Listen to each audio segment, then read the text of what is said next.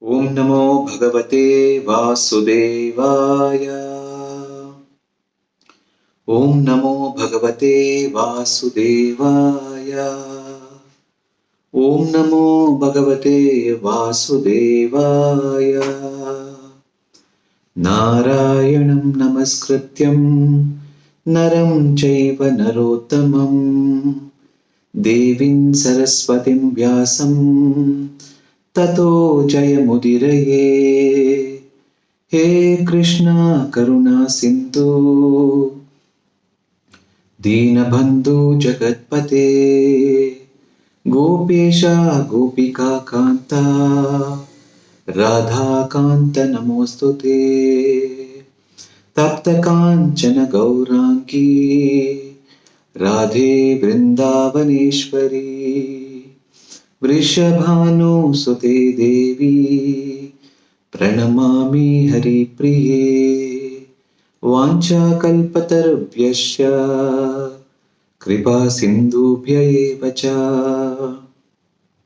Patitanam Pavanebhyo Vaishnavebhyo Namo Namaha Jaya Shri Krishna Chaitanya Prabhu Nityananda Shri Advaita Gadadhara Shrivasadi Gaur Bhakta Vrinda Jai Shri Krishna Chaitanya Prabhu Nityananda Shri Advaita Gadadhara Shrivasadi Gaur Bhakta Vrinda Namo Om Vishnu Padaya Krishna Prashtaya Bhutale Srimate Bhakti Vedanta Swamin Iti Namine Namaste Saraswati Deve Gauravani Pracharine Nirvishesha Shunyavadi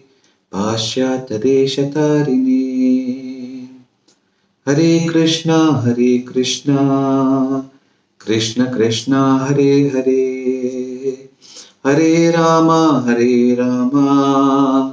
Rama Rama, Hare Hare. Hare Krishna. So on this most auspicious day of Krishna Janmashtami, I'm very, very fortunate to have this opportunity given by His Grace Radha Krishna Prabhu, a temple president of Sri Nashmet Giridhari Mandir, HBR Layout, Bangalore, to give me an opportunity to talk about the pastimes of Lord Sri Krishna. And today, let us hear one of the most important pastimes from Srimad Bhagavatam, where the story of Govardhana Puja is explained by Sri Shukadeva Goswami to Maharaj Parikshit of the Supreme Lord. Namo Vishnu Padaya.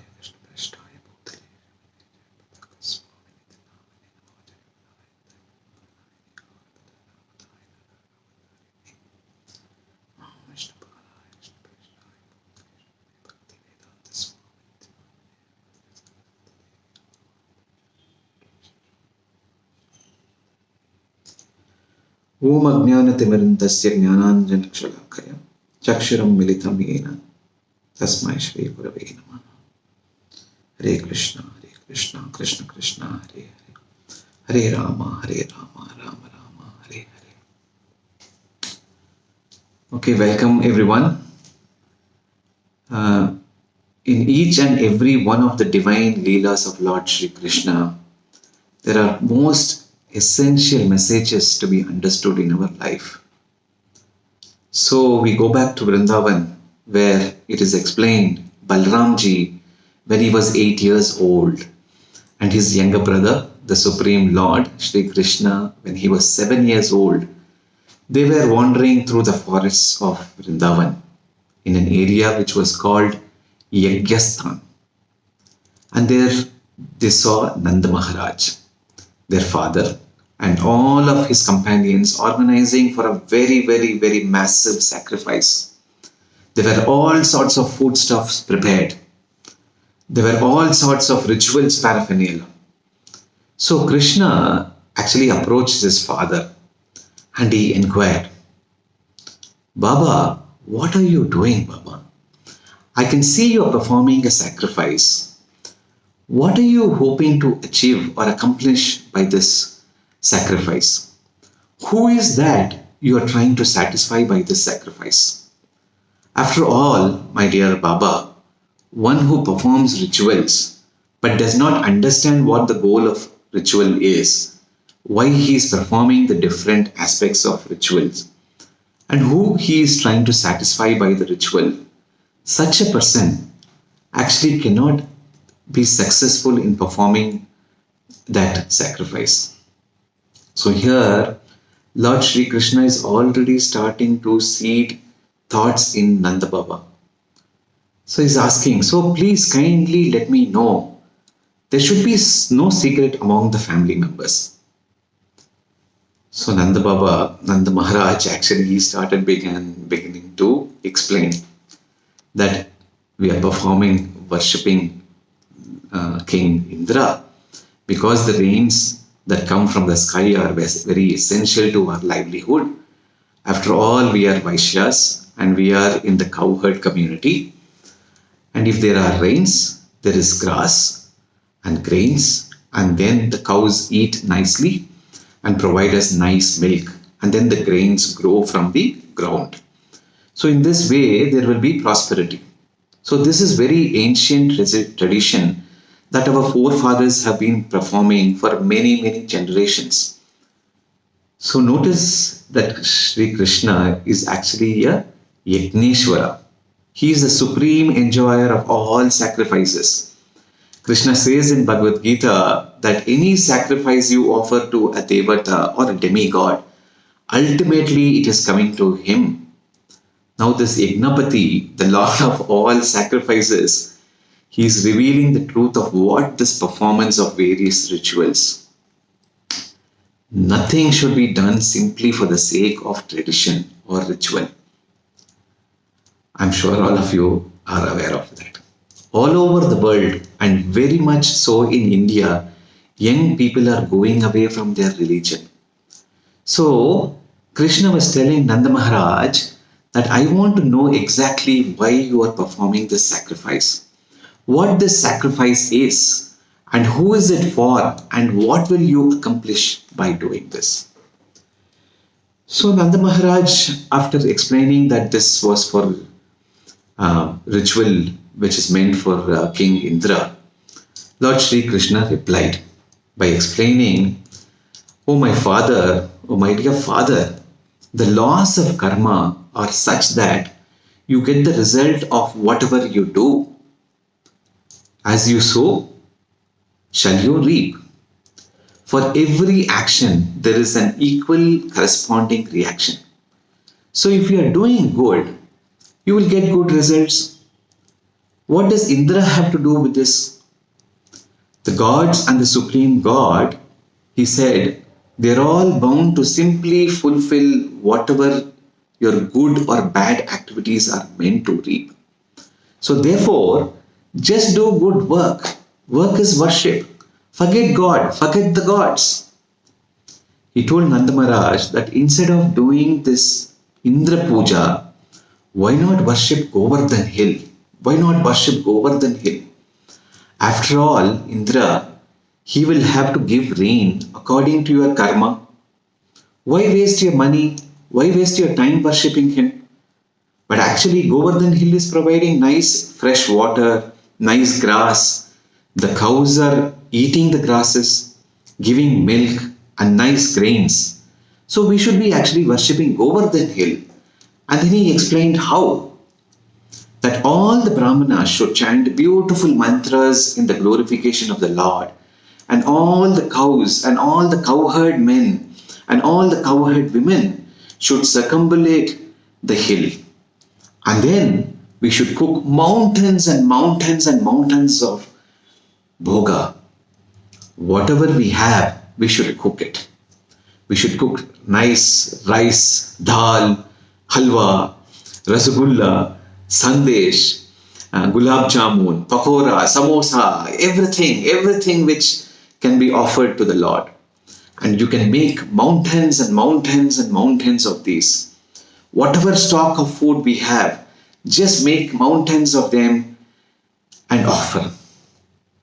Every Vrajavasi, let them cook and bring it before Govardhan hill. And after this massive offering of Bhoga was put before Govardhan, Sri Krishna himself expanded to a gigantic size. And then he exclaimed, I am Govardhan hill. This Govardhan hill is none other than an incarnation of me, and I have come to accept all your offerings. And then within seconds, this massive form of Sri Krishna in the form of Giriraj, he assumed, he accepted, and he ate all the offerings. There was nothing left. And he started to cry. He began to cry out, Aniyor, Aniyor, I want more. And the Vrajavashi said, there is nothing left.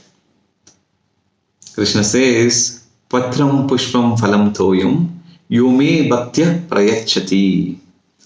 He says he is satisfied with a little fruit, a flower, a little glass of water, if it is offered with devotion, and he is satisfied with a flower or a piece of fruit if it is offered with devotion.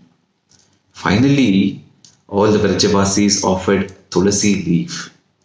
The Vrajavasis also offered mountains and mountains and mountains, the whole stock of all their food at one time. Krishna is unlimited. He does not need what we have, but he is so merciful. He is so kind to accept whatever we offer with love. So in this way, Sri Giriraj performed this most miraculous deed of eating all the bhogas and all the food that was prepared for him. And then Lord Sri Krishna, he expanded himself as Giriraj, but still he maintained his own original form as the little 7-year-old boy. And by his example to teach us, he personally offered his obeisance to Govardhan hill, and all the Vrajavasis followed behind and offered obeisances. A moment later, by the inconceivable mercy of the Lord, all the bhogas that was prepared and eaten immediately appeared again before them. And he told them, now first feed the brahmanas, then feed the elderly people, then feed everyone, the rich, the poor, the humans, the animals. Everyone should feast on this nice Mahaprasadam of Govardhan hill. So after having this wonderful feast and festival, all the cowherd men, they were all very happy, and all the gopis, they all returned to their respective homes chanting the glories of Sri Krishna.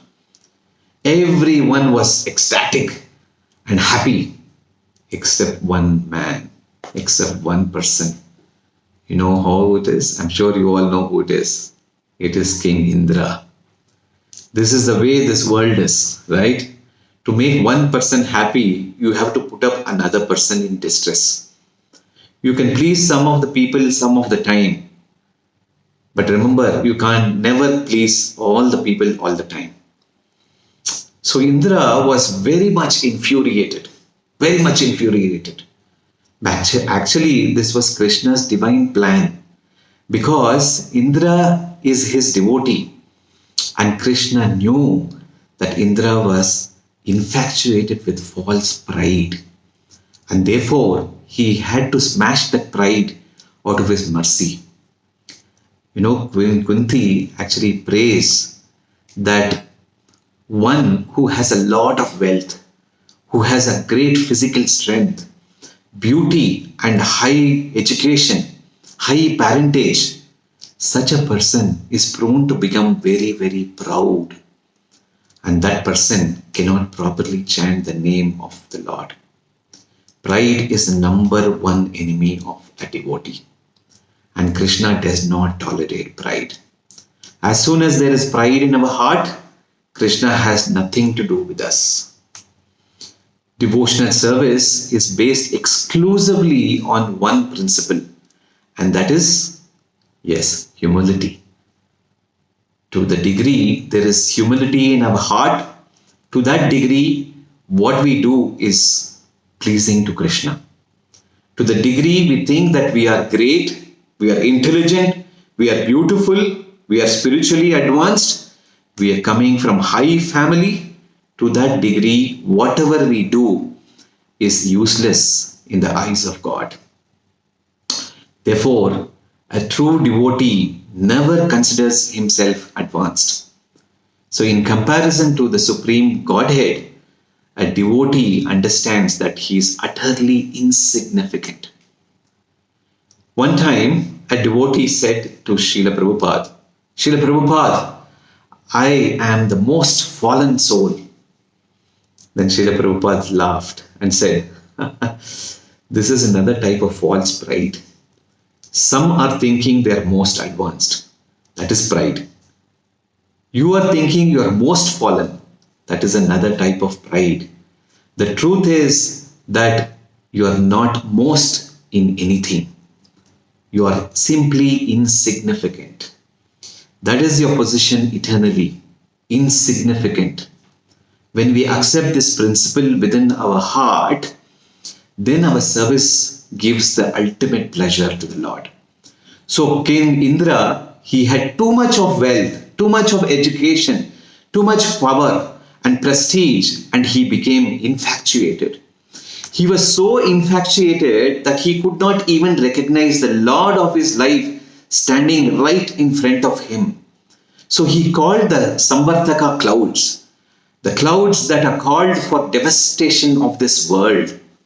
And he told, go to Vrindavan and inundate the whole land and destroy all the residents. Instead of worshipping me, they're listening to this talkative child Krishna. How dare they? They must be destroyed. They must be taught some lesson. This is the tendency of a proud person. Cannot tolerate anyone getting respect other than themselves. Cannot tolerate anyone getting more recognition than themselves. We all have this demon within us. We all want to be the enjoyer. But a real devotee, his greatest pleasure is seeing other people advance better than himself. Seeing other people getting the mercy of Guru and Krishna more than himself. He finds the greatest pleasure and joy in seeing other people becoming elevated and glorified for their devotion to Lord. He offers all respect to others and expect none in return. Amanina manadena kirtaneya sada hari. So King Indra was very outraged with anger, and these clouds came down pouring on Vrindavan, and he was following behind them on his Airavat carrier. And there were torrential rains falling on the Vrajabhumi. The rain was so thick, it was like pillars falling from the sky. And there was the cracking of the thunder, roaring and roaring and roaring, and lightning bolts flying on all directions. And Vrindavan was becoming more and more filled with mass water, and high winds and freezing cold. And the cows and the residents of Rajabhumi, they were suffering terribly. And they all approached Krishna. Please, Krishna, this is all because we listen to you. Just see what Indra is doing. We take shelter to you. We take shelter under yourself. Please protect us. Krishna always protects his devotees. He was protecting Indra by protecting him from his pride, by smashing it. And he was protecting the residents of Vrindavan by helping them in a moment of helplessness. So Lord Sri Krishna, who was standing in the porch of his home, he ran to where the Govardhana hill was, and quite effortlessly he lifted this hill and he held it up with the little finger of his left hand.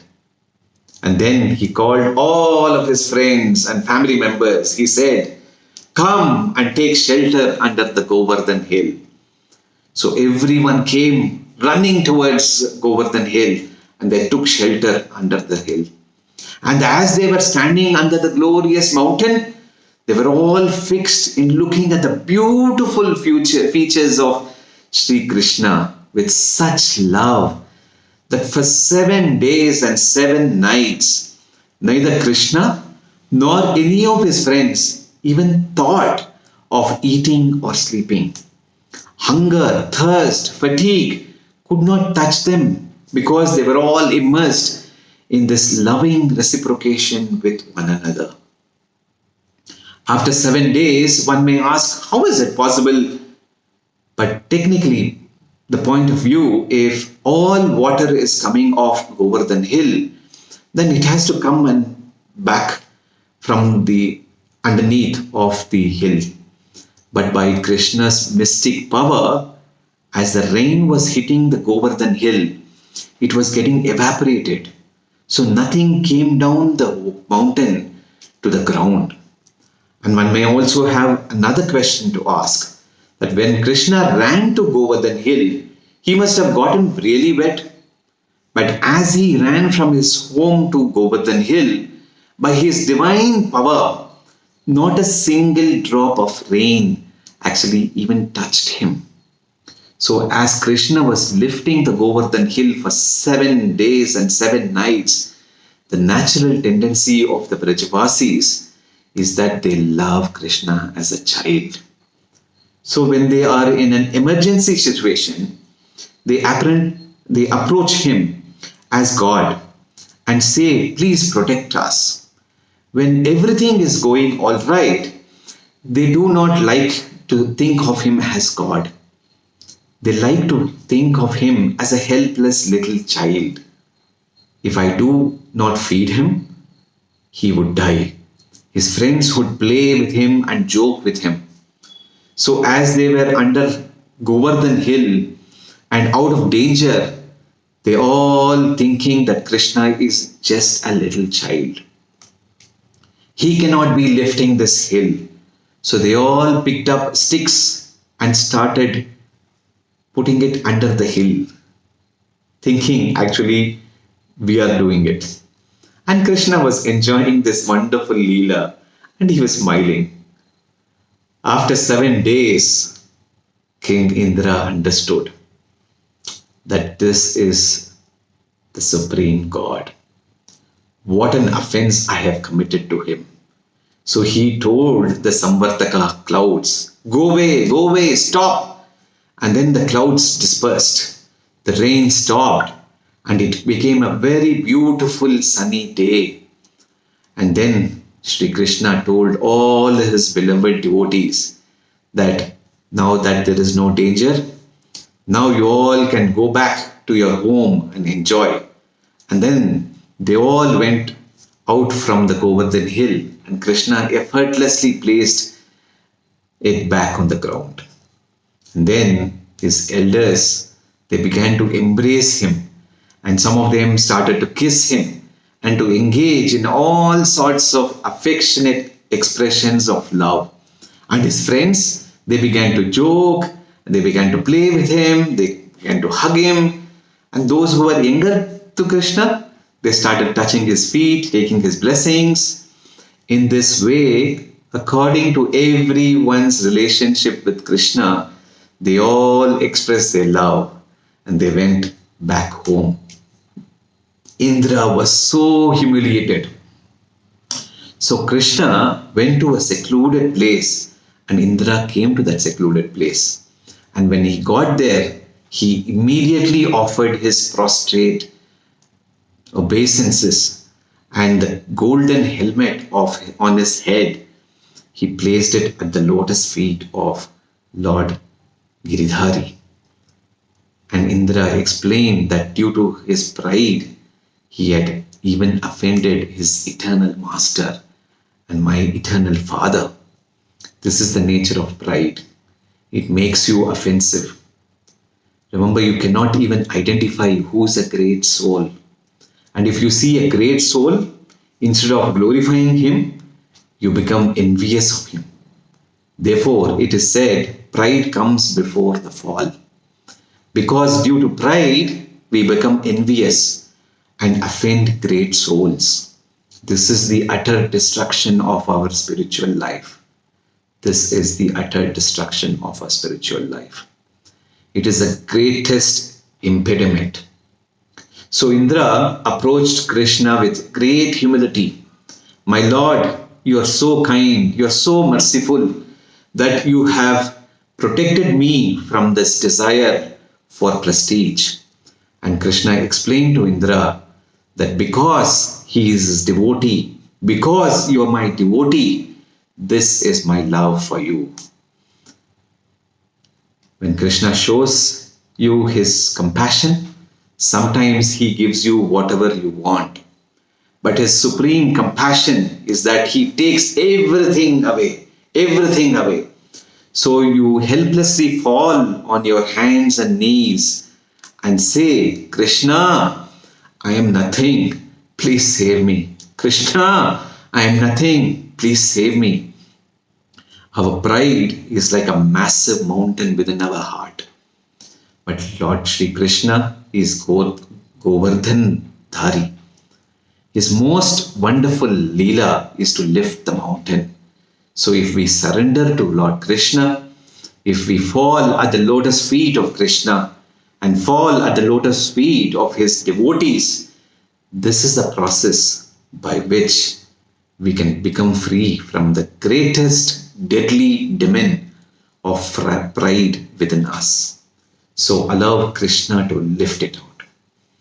Along with Indra came Surabhi, the mother of all cows.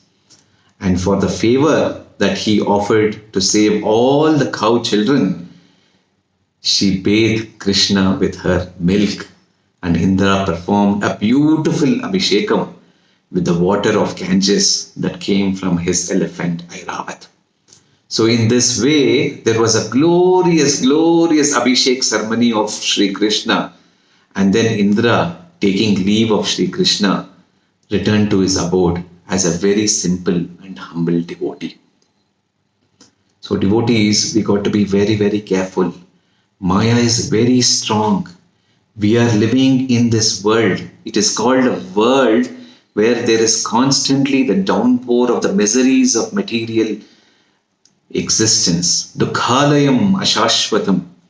We are in a storm where the lightning, the thunder and the rain of the temptations for sense gratification and enjoyment are constantly beating upon us. This material world is a storm. Therefore, Krishna has exhibited how we can gain refuge. He is Giridhari. He is the protector of his devotees from the temptations of sinful life. He is the protector of his devotees from the miseries due to the temporary condition of this world. But he only protects those who humbly fall at his lotus feet and take shelter as the residents of Vrindavan, Brajvasis. So on this auspicious day, let us pray to Sri Sri Giridhari that we may also take the refuge of his lotus feet and seek shelter from the deluge of distraction that are constantly coming to our life in this world. And that same Giridhari, the lifter of Govardhan hill, the protector of his devotees, has appeared within the sound of his holy name, so that anywhere we may be, in any situation we may be, we can find shelter under his lotus feet. We can find refuge by chanting his name. Nam Nam Akari Bahuda Nija Sarva Saktis Tatrarpida Niyamita Smaranena Kalaha Etadrishi Tavakripa Bhagavan Mamapi Durdaivam Idrisham Ihajani Nanunagaha. Lord Chaitanya Mahaprabhu has explained that within your name, Krishna, you have empowered your potency. And that potency that lifted the Govardhan hill, that has protected the devotees, all of that power is within your name. Kirtanaya Sada Hari. So let us always, with a sincere and devoted heart, within great attention and great sincerity, let us take shelter of holy name of Krishna. Hare Krishna, Krishna Krishna, Hare Hare, Hare Rama, Rama Rama, Hare Hare. Hari Om Tat Sat.